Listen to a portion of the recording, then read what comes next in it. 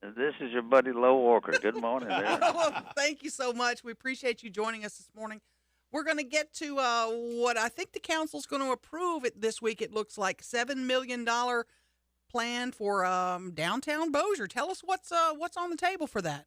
Well, that's all part of I guess, the world's worst kept secret that we got some plans to develop old downtown Bossier. We've talked about it for years and years, but as we creating a new industry here in Northwest Louisiana with cyber and cyber-related things, and the sort of employees and people that will be attracted to those sort of entities, we realize we really need a area that millennials would feel more at home at, more comfortable at, and so we started thinking about doing something with old downtown Bossier to go with the concept perhaps of commercial type stores, whatever, on the first floor, but apartments above that, and then bringing things into that community, that specific area that it is that millennials and others enjoy. Places to walk, places to bicycle, not having to use the car, more green space, access to the boardwalk, and of course our little brewery is already there. But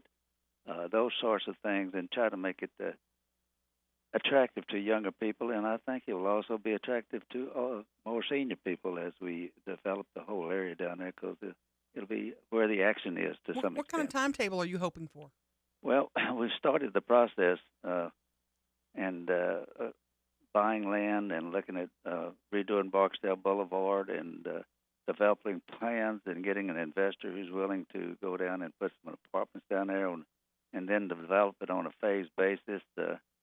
We're still hoping someday Amtrak train service will come through this area, and that would bring people into the area. So we're just considering the location of that area down there as a possible place where Amtrak might locate someday. So, For folks who are not familiar, describe the area we're talking about. well, roughly speaking, it's Barksdale Boulevard to Hamilton Road, going up the railroad tracks and in the area of Bossier High School, and then over to Traffic Street. That's the initial phase of it.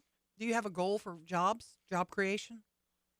Well, of course, any construction is going to create jobs. I don't have a specific number, but uh, improvements to the road, the jobs that will be created if we get the developers that we think will get to build the apartments and homes. Of course, those will create jobs, and then the redoing the streets and making bicycle paths and the landscaping. So yes, there'll be jobs created. Some of them not a whole lot of permanent jobs, I wouldn't think, but certainly a lot initially to create what we're trying to do down there. Let's move to the Walker Place subdivision. A lot of controversy about what's been going on there.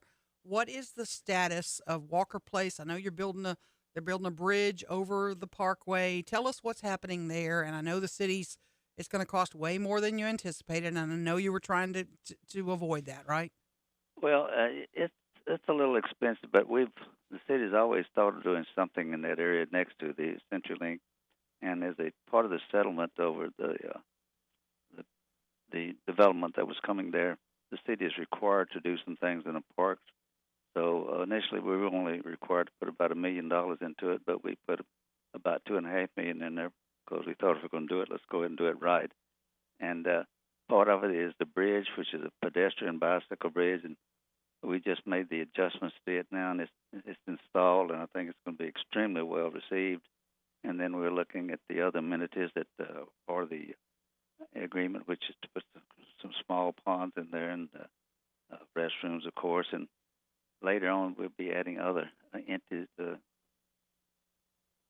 Could this have been solved with a curb cut on the parkway early on from the get go? I know you were in favor of that. I'd rather not discuss that. It's been the court. The decision's been made, and I just rather not go into that. It's all a matter of records there in paper. People want to look it up, but I'd rather not get into that. Is the cost to the city now in the amount? Is 20 million inaccurate? I saw that report, I think, on KTBS. Well, if you add up all the figures, it probably gets close to that. When Mr. Coleman builds his project over there, we will have to be reimbursing him to the extent of between 10.5 to 11 million. Then you look at what we're putting into the park. That's about 2.5 million. and then there were punitive damages of a little over $6 million. So if you put it all up, it probably gets close to that figure. So I got a lighter question for you. Bossier is always competing and as well as working along with Shreveport. But what about a dog park? Well, Shreveport and Bossier are two great cities joined by the Red River. And if for some reason they didn't want their dog park, we would certainly find a place for it. But we're not in the market for dog park. Not yet, anyway, huh? Not yet. Okay. I still hope I can say my friend, You Lo can Walker. indeed. Okay, good. Thank you for the call, Aaron. You bet. Dan. Take care.